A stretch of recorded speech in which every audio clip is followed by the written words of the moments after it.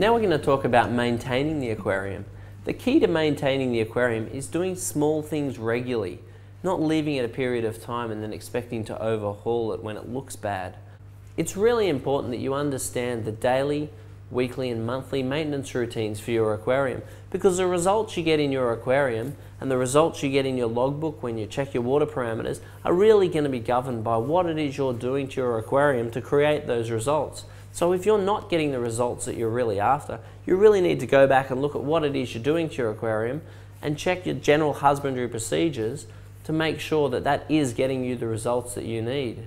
So on a daily basis, making sure your fish are healthy, you want to be checking the temperature of the aquarium and make sure the strainers of your pumps and your filter is clear and not full of algae, because that's a great way to see full degeneration of your aquarium.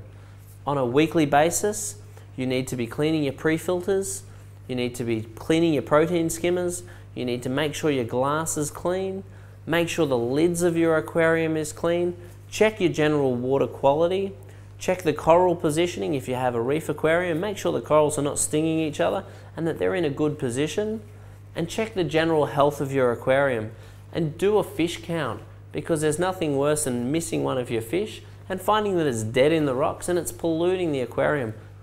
So on a monthly basis, you will tend to change a small amount of water. Most people change typically 10%, and make sure you're using a gravel cleaner to pull any detritus out of your coral sand, because there's nothing worse than a substrate which is thick and full of detritus. It will definitely lower your water quality.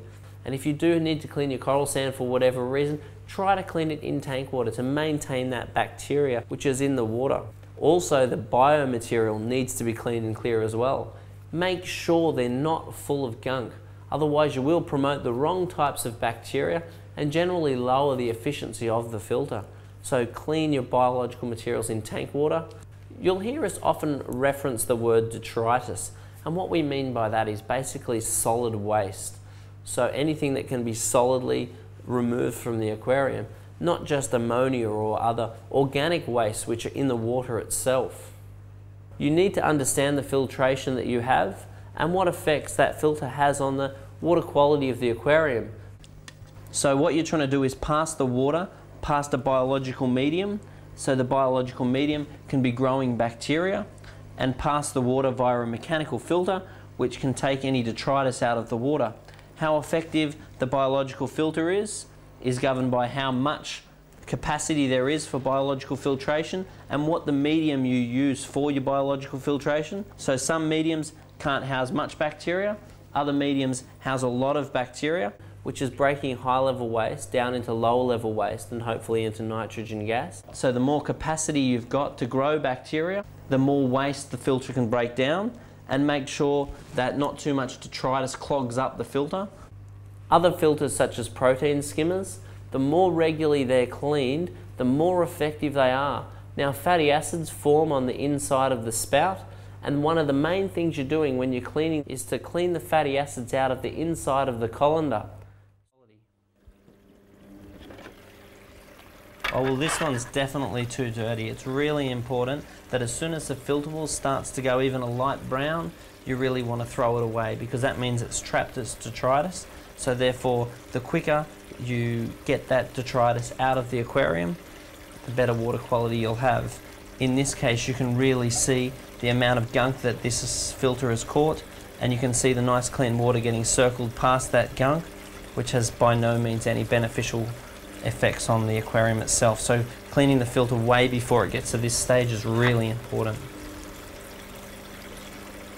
What you'll need to clean your filter is a bucket, so you don't make a mess, and some replacement filter wool. The way that you clean out this particular filter is to simply peel off the filter wool, throw it into a bucket, get some replacement filter wool and return it back to the filter. In this case, you just slide the filter wool underneath the spray bar so the water seeps down through the filter material before it goes into the biological material, before it falls back into the aquarium. So with a model such as this one, which is very easy to clean, you just lift up the top, pull the sponge out, clean the sponge and return the sponge back to the top of the filter. Check that the biological medium is not clogged up with detritus. If it is, wash it in tank water and return the sponge back to the top of the filter again clean. With the larger canister style type filters, the amount of pre-filtration you've got is more, so therefore doesn't need to be cleaned as regularly, but in principle, the more often a pre-filter is cleaned, the more effective it is. It's really important that you don't clean your biological medium with tap water, because tap water contains chlorine, and chlorine kills the bacteria in the media.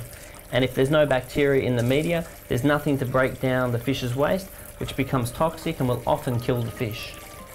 Now the way that you do clean out your biological medium is you put it in a bucket, you siphon some water out of the aquarium into the bucket, you swish it around. You don't have to get it really clean, you just have to free up any detritus that's in the media which might cause it to clog. Then you simply put your media back into the filter again once it's clean.